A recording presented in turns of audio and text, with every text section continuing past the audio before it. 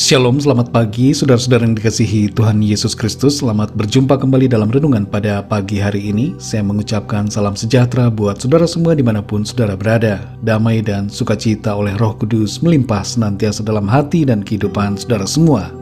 Sebelum kita mendengarkan renungan firman Tuhan, mari sama-sama kita siapkan hati dan berdoa. Bapa kami yang di surga, Bapa dalam nama Tuhan Yesus Kristus, kami mengucap syukur untuk kemurahan Tuhan, berkat perlindungan-Mu dari malam hingga pagi hari ini. Kalau pada saat ini kembali kami boleh bernafas, diberi kekuatan, kesehatan, itu semua karena kemurahan Tuhan. Dan kami percaya ada maksud rencana Tuhan yang baik bagi kami. Pada saat ini Tuhan, sebelum kami memulai segala aktivitas kami mohon kekuatan dan tuntunan dari firman-Mu Tuhan. Berkati kami, urapi kami, supaya kami dapat mengerti akan apa yang menjadi kehendak-Mu. Dalam nama Tuhan Yesus kami berdoa. Haleluya. Amin. Saudara yang dikasihi Tuhan, ayat renungan kita pada saat ini terdapat dalam 2 Timotius 1 ayat 11-18. Tertulis demikian. Untuk Injil inilah aku telah ditetapkan sebagai pemberita, sebagai rasul dan sebagai guru. Itulah sebabnya aku menderita semuanya ini. Tetapi aku tidak malu, karena aku tahu kepada siapa aku percaya. Dan aku yakin bahwa Dia berkuasa memeliharakan apa yang telah dipercayakannya kepadaku hingga pada hari Tuhan. Peganglah segala sesuatu yang telah engkau dengar daripadaku sebagai contoh ajaran yang sehat, dan lakukanlah itu dalam iman dan kasih dalam Kristus Yesus. Peliharalah harta yang indah yang telah dipercayakannya kepada kita oleh Roh Kudus yang diam di dalam kita. Engkau tahu bahwa semua mereka yang di daerah Asia Kecil berpaling daripadaku, termasuk Figelus dan Hermogenes. Tuhan kiranya mengaruniakan rahmat-Nya kepada keluarga Onesiforus yang telah berulang-ulang menyegarkan hatiku. Ia tidak malu menjumpai aku di dalam penjara. Ketika di Roma ia berusaha mencari aku dan sudah juga menemui aku. Kiranya Tuhan menunjukkan rahmat-Nya kepadanya pada harinya. Betapa banyaknya pelayanan yang ia lakukan di Efesus, engkau lebih mengetahuinya daripadaku. Saudara yang dikasihi Tuhan, bagaimana rasanya bila saudara sedang mengerjakan suatu pelayanan yang merupakan panggilan Tuhan, lalu saudara mendapatkan reaksi penolakan, ditinggalkan semua orang, dibiarkan sendirian, bahkan difitnah, dikatakan yang tidak baik, disalahpahami walaupun saudara sudah berusaha melakukan yang terbaik dan tidak mau merugikan orang lain. Bagaimana reaksi dan respon kita ketika mengalami situasi semacam itu? Adakah kita mengundurkan diri dari tugas panggilan Tuhan? Apakah kita tidak akan lagi bersemangat dalam melayani Tuhan? Akankah kita mengubah haluan hidup dan memilih jalan kita sendiri? Kita perlu belajar kesetiaan dan komitmen dari apa yang dialami oleh Rasul Paulus. Dalam ayat-ayat ini kita membaca tentang adanya beberapa tantangan berat yang dialami Paulus dalam pelayanannya. Ia mengalami penderitaan akibat Injil Kristus. Ia dipermalukan dan ditinggalkan oleh semua orang di daerah Asia Kecil. Hanya ada satu keluarga, yaitu keluarga Onesiforus, yang memberikan kesegaran bagi hati Paulus. Keluarga inilah yang tidak malu atas keadaan Paulus dan menemui Paulus berulang kali di dalam penjara. Tentu saudara yang dikasihi Tuhan, secara manusiawi, kondisi paling enak untuk kita alami adalah mendapatkan dukungan dari orang-orang di sekitar kita di saat kita sedang mengerjakan suatu pelayanan atau visi panggilan Tuhan. Namun kita perlu belajar menjadi pribadi yang kuat, sebab kenyataan dalam pelayanan tidaklah sama dengan bayangan kita. Seringkali untuk hidup dalam kebenaran dan panggilan Tuhan, ada banyak tantangan berat yang harus kita hadapi. Sementara kita mengumpulkan, orang lain mencerai-beraikan. Sementara kita berusaha membangun, orang lain meruntuhkan.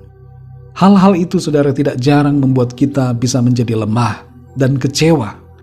Tapi kita membaca di sini ada satu prinsip dalam kehidupan pelayanan Rasul Paulus.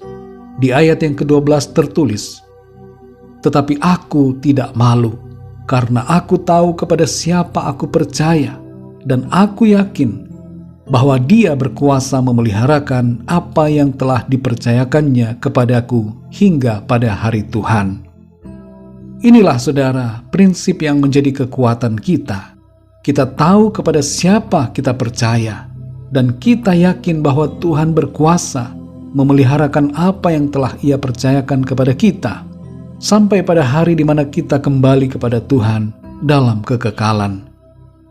Saudara yang dikasihi Tuhan, jangan pernah menyerah untuk hidup dalam kebenaran. Jangan pernah malu karena Tuhan Yesus Kristus. Jangan mundur dalam pelayanan. Tetaplah setia walaupun semua orang meninggalkan. Tetaplah pandang pada Tuhan Yesus yang menguatkan dan menopang kita untuk tetap setia dalam mengerjakan panggilannya. Bukan hanya Rasul Paulus, saudara, yang mengalami tantangan yang berat. Semua rasul pun menghadapi hal yang sama. Dan di masa yang sebelumnya, para nabi pun mengalami penderitaan dan penolakan yang hebat. Bahkan kita perlu menyadari bahwa Tuhan Yesus pun mengalami penolakan yang begitu luar biasa. Mari kita semua tetap bersemangat dan setia hidup dalam kebenaran. Lakukan firman Tuhan, mengasihi Tuhan, dan setia dalam melakukan panggilannya. Tuhan Yesus menyertai dan menolong kita sampai semuanya dalam hidup kita genap dalam rencananya. Mari kita berdoa. Bapa kami yang di sorga, Bapa dalam nama Tuhan Yesus Kristus, kami bersyukur untuk firman-Mu yang kembali menguatkan kami pada saat ini, untuk kami tetap teguh, tetap setia dalam iman, untuk mengerjakan tugas panggilan Tuhan, untuk hidup dalam kebenaran, meskipun ada banyak tantangan yang harus kami hadapi, bahkan penderitaan, penolakan, dan segala hal yang tidak enak yang harus kami alami. Tapi kami belajar lewat kebenaran firman-Mu bahwa kami harus tetap setia, bersemangat, tidak malu, tidak kecewa, tidak putus asa, tapi terus berkomitmen mengasihi Tuhan dan melayani Tuhan di sepanjang umur hidup kami. Terima kasih untuk kekuatan dan sukacita dari firman-Mu. Terus meteraikan kebenaran firman-Mu dalam hati kami, dan pimpin kami Roh Kudus untuk kami senantiasa melangkah dalam jalan-jalan yang Tuhan kehendaki. Berkati kami di sepanjang hari ini dalam segala aktivitas, tugas, pekerjaan, dan pelayanan kami. Biarlah semua yang kami lakukan menyenangkan hati Tuhan. Kami berdoa bagi yang sedang dalam keadaan sakit, agar Tuhan Kau menjamah dan menyembuhkan. Bagi yang sedang dalam ujian untuk masuk ke pekerjaan, agar Engkau menolong, memberikan hikmat dan tuntunan-Mu. Berikan pertolongan-Mu ya Tuhan, dan keberhasilan di dalam Tuhan.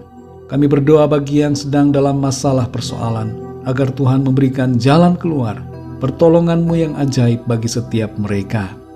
Terima kasih Bapa, kami menyerahkan semuanya ke dalam tangan kasih-Mu. Hanya dalam nama Tuhan Yesus Kristus, Tuhan dan Juru Selamat kami sudah berdoa dan mengucap syukur. Haleluya. Mari sama-sama kita berdoa, doa Bapa kami. Bapa kami yang di sorga, dikuduskanlah nama-Mu. Datanglah kerajaan-Mu, jadilah kehendak-Mu di bumi seperti di sorga. Berikanlah kami pada hari ini makanan kami yang secukupnya. Dan ampunilah kami akan kesalahan kami, seperti kami pun mengampuni orang yang bersalah kepada kami. Dan janganlah membawa kami ke dalam pencobaan, tetapi lepaskanlah kami daripada yang jahat. Karena Engkaulah yang mempunyai kerajaan, dan kuasa dan kemuliaan sampai selama-lamanya. Amin. Terimalah berkat Tuhan. Tuhan memberkati engkau dan melindungi engkau. Tuhan menyinari engkau dengan wajah-Nya dan memberikan kasih karunia. Tuhan menghadapkan wajah-Nya kepadamu dan memberikan damai sejahtera. Berkat anugerah dari Bapa Surgawi, cinta kasih karunia dari Tuhan Yesus Kristus, dalam persekutuan dan penghiburan Roh Kudus, menyertai kita semua sekarang ini dan sampai selama-lamanya. Dalam berkat nama Tuhan Yesus Kristus. Haleluya. Amin. Puji Tuhan, saudara yang dikasihi Tuhan, saya percaya firman Tuhan menjadi berkat dan kekuatan buat saudara semua. Dan Roh Kudus akan menolong saudara untuk lebih lagi memahami kebenaran firman Tuhan. Tuhan Yesus memberkati saudara semua. Sampai jumpa dalam renungan yang berikutnya. Haleluya!